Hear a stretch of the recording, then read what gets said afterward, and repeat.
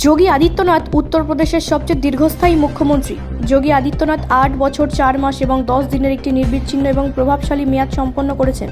মুখ্যমন্ত্রী যোগীর মেয়াদ রাজনৈতিক স্থিতিশীলতা এবং গতিশীল শাসনের প্রতীক হিসাবে দাঁড়িয়ে আছে, যা ব্যাপক সংস্কার, স্বচ্ছতা এবং অচল দৃঢ়তার দ্বারা চিহ্নিত।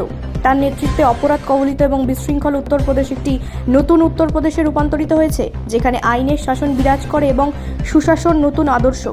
বিজ্ঞপ্তিতে বলা হয়েছে, গত 8 বছরে যোগী সরকার অবকাঠামো, বিনিয়োগ এবং কর্মসংস্থানের ক্ষেত্রে রাজ্যকে নতুন উচ্চতায় পৌঁছে দিয়েছে।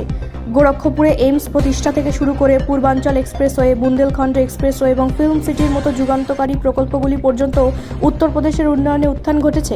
প্রধানমন্ত্রী আবাস যোজনা, বিনামূল্যে রেশন বিতরণ, উজ্জ্বলা যোজনা, কন্যা সুমঙ্গলা এবং মিশন শক্তির মতো কল্যাণমূলক প্রকল্পগুলি লক্ষ লক্ষ মানুষের জীবনে বাস্তব উন্নতি এনেছে।